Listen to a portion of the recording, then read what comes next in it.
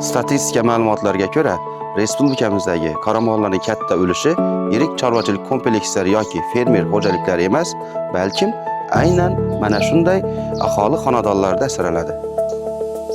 Chunki chorvachilik bilan shug'ullanadigan xonadon uchun qoramol asrash bu shunchaki qiziqish mahsuloti emas, balki oilaviy iqtisodiyotning tayanchi va real daromad kafolatidir. Shunday ekan, barcha chorva asrovchilar kamroq xarajat evaziga ko'proq mahsulot, sut, go'sht va buzoq olishni istaydi.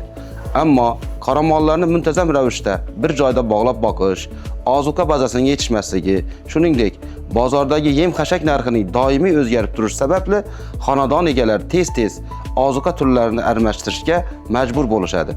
Natijada ko'plab hollarda kuzatilgan maqsadlarga erisha olmaslik holatlari kuzatiladi. Yuqorida ko'rsatilgan salbiy oqibatlarni bartaraf etish maqsadida Suvchilar maktabi tomonidan qoramolchilikda boshqaruv va to'g'ri oziqlantirish orqali mahsuldorlikni oshirish loyihasi doirasida malakali ekspertlar tomonidan aynan qoramol asraydigan aholiga amaliy yordam ko'rsatildi. Loyiha doirasida dastlabki tajriba Nukus shahrida istiqomat qiluvchi Allamjonov Jamg'urbayning xonadonida amalga oshirildi. Tajriba obyekti sifatida xo'jalikda boqilayotgan semental zotli sigir tanlandi. Ushbu sog'in sigirning tanlanishining asosiy sababi bu zotning yuqori mahsuldorlik salohiyatiga ega ekanligi va mahalliy iqlim sharoitlariga moslashuvchanligi bilan belgilandi. Dastlab Suvchilar maktabi ekspertlari tomonidan sigirning saqlash sharoiti, zogigenik talablarga muvofiqligi va mavjud oziqlantirish tartibi to'liq o'rganildi va tahlil qilindi.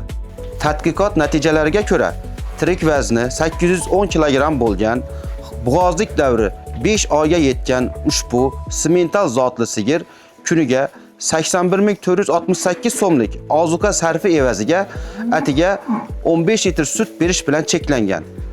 1 litr sutning tannarxi esa 5431 so'mni tashkil etib, ushbu holat xonadon egalarida qoramol asrash iqtisodiy jihatdan samarasiz degan fikrni shakllantirgan edi. Mavjud muammoni bartaraf etish maqsadida Suvchilar maktabi ekspertlari tomonidan mahalliy ozuqalarga asoslangan energetik qiymat va protein me'yoriga to'liq javob beradigan kunlik narxi esa 69.930 so'mlik yangi ratsion ishlab chiqildi. Avvalgi ratsion bilan solishtirganda kuniga 11.538 so'm tejash imkoniyati yaratildi. Yangi ratsion asosida 30 kun davomida oziqlantirish natijasida kunlik sut sog'imi 15 litrdan 20 litrga oshdi. 1 litr sutning tannarxi esa 5431 so'mdan 3497 so'mga arzonlashdi.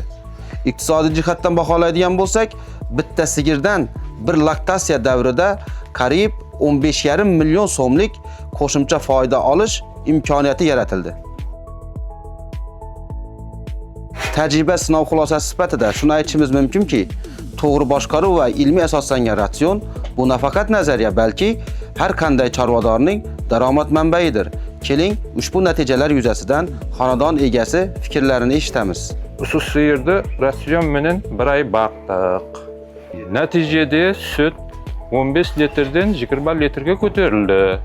Shunday ekan, Suvchilar maktabi ekspertlari Qoraqalpog'iston Respublikasining barcha fermerlari va shaxsiy yordamchi xo'jalik egalarini ratsion asosida to'g'ri oziqlantirish va zamonaviy boshqaruv usullarini qo'llashga chorlaydi.